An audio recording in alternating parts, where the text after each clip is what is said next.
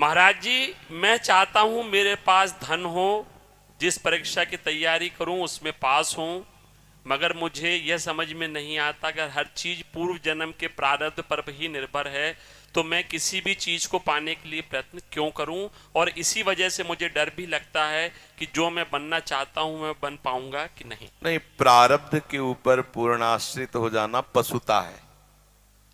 केवल प्रारब्ध के ऊपर आश्रित हो जाना पशुता है, पशुओं के लिए, मनुष्यों के लिए नहीं। हम भरपूर प्रयास करें फिर असफल रहें तो उसे प्रारब्ध पर छोड़ के हम संतोष कर लेते हैं।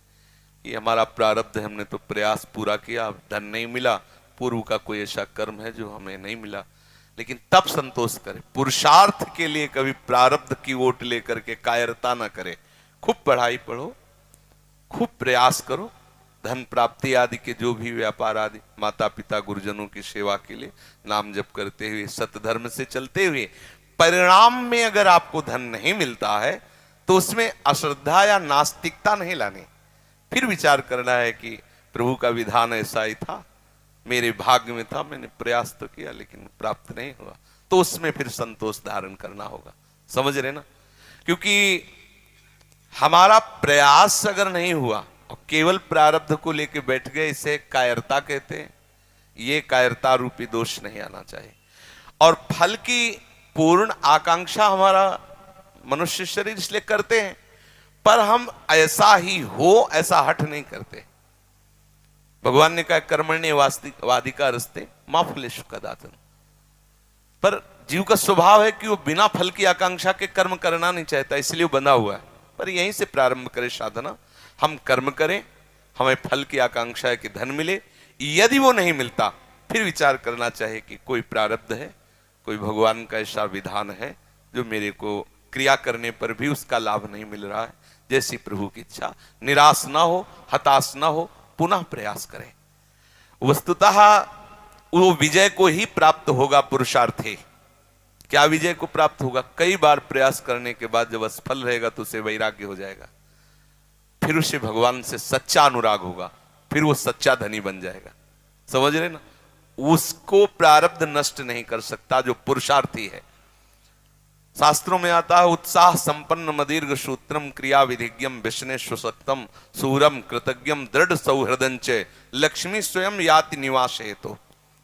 जो उत्साह से संपन्न रहता हर समय, कभी परास्त नहीं होता। करूंगा 50 बार मुझे मुनाफा नहीं हो फिर भी करूंगा। उत्साह संपन्न मदीर्घ सूत्रम, अरे कल कर लेंगे, दीर्घ सूत्री नहीं, आज अभी इसी क्षण से मैं लगता हूं, अधिक से अधिक मेहनत करूंगा। उत्साह संपन्न मदीर्घ क्रिया विधिज्ञम, क्रिया का विधान जानने वाला हो, मूर्खतापूर्ण क्रिया नहीं, क्रिया का विधि कैसे, किस व्यापार से कौन सा लाभ होता है, उस व्यापार का पूर्ण मर्मज्ञ होना चाहिए, उस क्रिया का पूर्ण मर्मज्ञ होना चाहिए।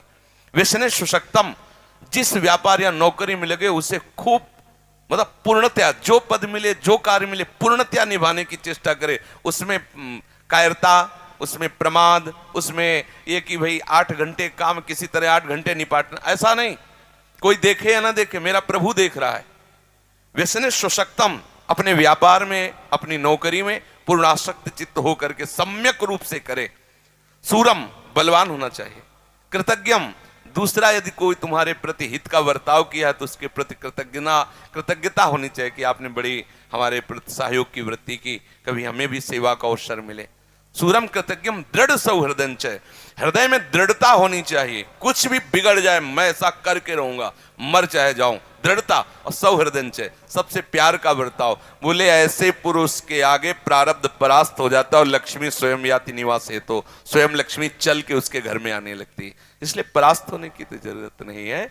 अगर कहीं परिणाम हमें कई बार निष्फलता लगती तो हमें फिर भी निराश होने की जरूरत नहीं, हम उत्साह संपन्न होकर लगते रहे। जैसे आप पढ़ाई पढ़ रहे हो, मान लो फेल हो गए, तो कुछ बच्चे ऐसे हैं जो अल्पज्ञता के कारण वो विचार करते अब तो फेल होगा। माता पिता भी ऐसे अल्पज्ञ हैं कि उनको मानसिक टॉर्चर करने लगते, इतना पैसा लगाया तुम फेल हो गए, तो वो बच्चे आत्महत्या करने के लिए उतारू हो जाते हैं। कभी भी ऐसा किसी को भी नहीं करना चाहिए। अगर अपना बच्चा फेल हो रहा है तो उसे प्रोत्साहन देना चाहिए, कोई बात नहीं, इस बार फेल हो गए तो आगे जरूर पास हो गए।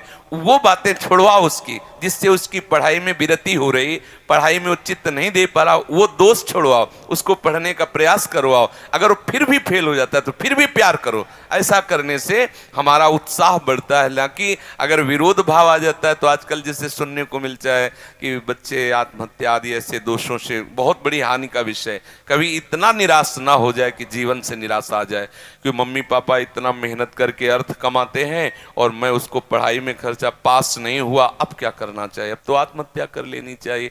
ऐसे विचार कभी नहीं आने चाहिए, समझ रहे हो ना। क्योंकि आशा हमारी कभी टूटे ना और निराशा कभी हमें परास्त न कर पाए, ये बात जीवन में हर एक व्यक्ति को ध्यान रखना चाहिए, संसार में भी और परमार्थ में भी।